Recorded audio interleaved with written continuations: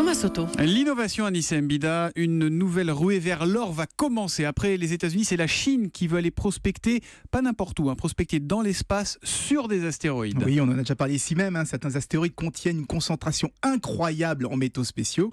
On en a par exemple repéré un entre Jupiter et Saturne qui ressemble vraiment à une pépite géante, 200 km de diamètre, que des métaux précieux à l'intérieur, or, platine, argent et j'en passe. Eh bien, les Chinois prévoient d'envoyer des robots y effectuer des forages et rapporter le précieux magot sur Terre pour enrichir le pays. Alors vous l'avez dit, les Américains sont aussi sur le coup, mais les Chinois espèrent les coiffer au poteau en commençant dès 2020, alors que la NASA, elle, devrait commencer en 2023. Vous dites entre Jupiter et Saturne, c'est donc pas la station de métro à côté, c'est plus loin encore que d'aller sur Mars. Oui, c'est bien le problème, parce qu'il faudrait 7 ans pour y aller, 7 ans pour revenir, 14 ans en tout, donc avec les fusées actuelles, c'est pas vraiment intéressant. C'est pourquoi en 2023 et 2020, ils vont d'abord commencer par des petits astéroïdes qui passent régulièrement autour de la Terre. Il y en a à peu près 900 par an. Ils sont plus petits, moins chargés en métaux précieux, mais ils sont beaucoup plus faciles d'accès. Donc ils vont aller se poser sur les petits astéroïdes et tac, faire leur course. Et que font la France et l'Europe dans cette conquête de l'or spatial? Ils s'y intéressent aussi ou pas?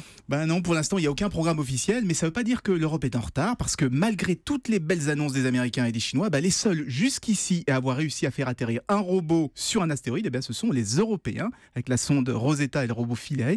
Donc il manque pas grand-chose, un petit module de forage, de quoi redécoller, et l'Europe pourrait coiffer tout le monde au poteau et choper le magot avant tout le monde.